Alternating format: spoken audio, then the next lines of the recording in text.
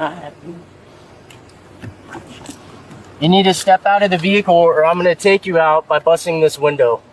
On July 10, 2024, an Orlando officer pulled over a rental car after watching the driver run a stop sign. And right from the first contact, the tone was already off. The driver stayed on her phone, questioned the stop, and acted like this was just going to be a quick ticket she could argue through. But the officer was looking at something more serious than a rolling stop. From his point of view, she had just blown a sign in a residential area while holding a phone in one hand and coffee in the other. You cannot be holding your phone and you cannot be holding coffee in another hand. You need to be paying attention to driving. She immediately pushes back. She says she did not run the stop sign. She acts like taking a ticket should be the end of it. But the officer keeps pressing the safety issue, because this is exactly the kind of driving pattern cops take seriously. Not just the sign, but the distraction, the attitude, and the fact that she does not seem to understand how bad it looks from outside that car. I pull over, still yakking on the phone, still has coffee in her hand, and then starts giving me a bunch of attitude, and her license isn't even good. Then the stop gets bigger behind the scenes. Back at the patrol car, the officer tells another unit that her license is not valid and that she has already been suspended before. That changes the whole stop. Now this is no longer just about a moving violation. Now he is dealing with a driver he says should not be operating the car at all. And once he decides she is being taken in, the next step is obvious. She has to come out of the vehicle. What is the problem?